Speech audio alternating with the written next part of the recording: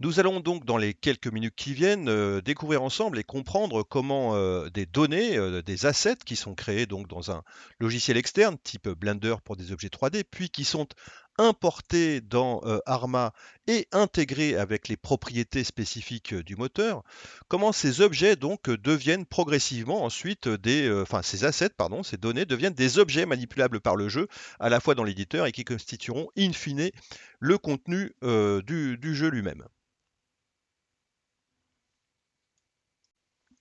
Nous avons donc, par exemple, cet objet 3D, hein, c'est une lampe portable d'aéroport.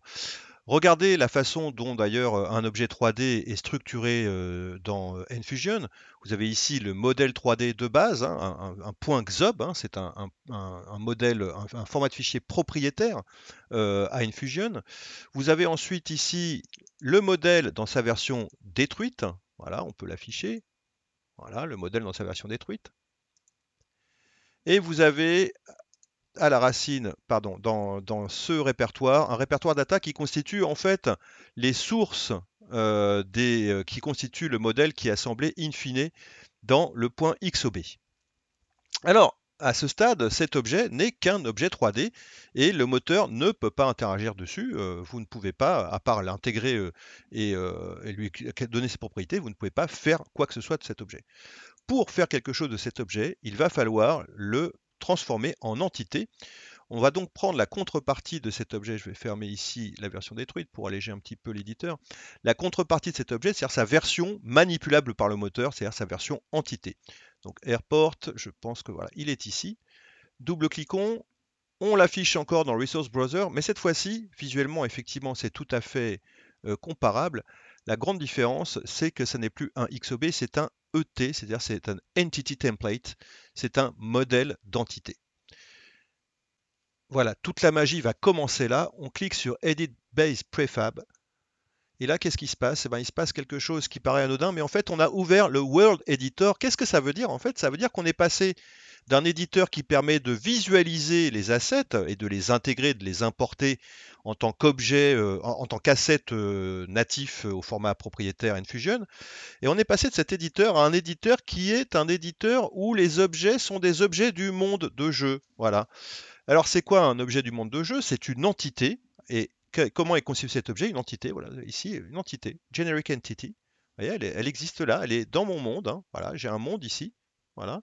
Et ici, j'ai une entité générique. Le monde étant lui-même d'ailleurs une entité de type monde. Et j'ai une entité générique.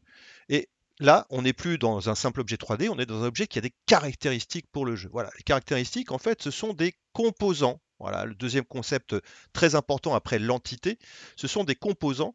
Et ces composants, en fait, permettent d'affecter des propriétés, des caractéristiques, des fonctionnalités à toutes les entités du jeu.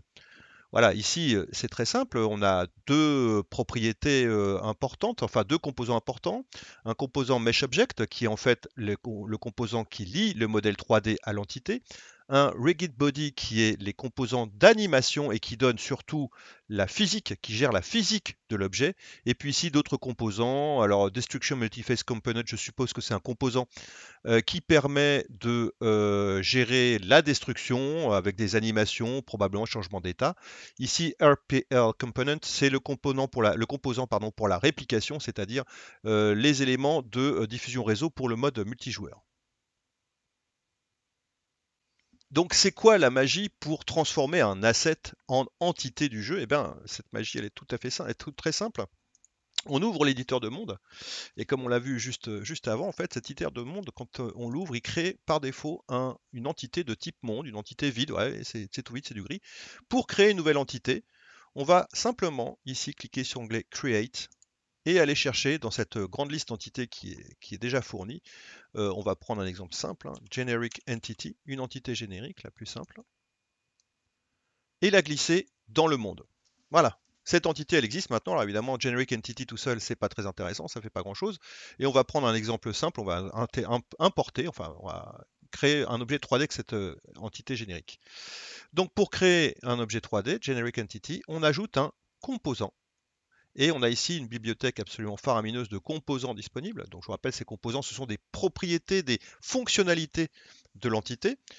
Et pour créer un objet 3D, on va avoir besoin d'un composant de type Mesh Object. Alors, je rappelle Mesh, hein, c'est un maillage, c'est un objet 3D, un modèle 3D. Voilà, on va ici aller chercher un, vous voyez, un Xob. Voilà. Alors, qu'est-ce qu'on peut prendre à peu près n'importe quoi. On va prendre un truc plutôt simple. Allez, on va retourner sur notre runway là, notre runway light portable. Voilà, j'ai ici mon Xob. OK. Et voilà, j'ai une entité, et cette fois-ci, vous voyez, c'est plus un simple objet 3D, c'est une entité qui est dans le monde, qui existe et qui a un certain nombre de fonctionnalités. Donc le composant mesh, bah, c'est ce qui permet de relier, comme on l'a vu tout à l'heure, l'objet 3D à l'entité.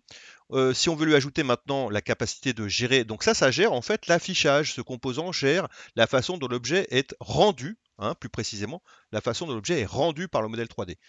On va ajouter un second composant, on l'a vu dans le modèle précédent, physique. Alors pardon, c'est pas physique justement, c'est rigid body.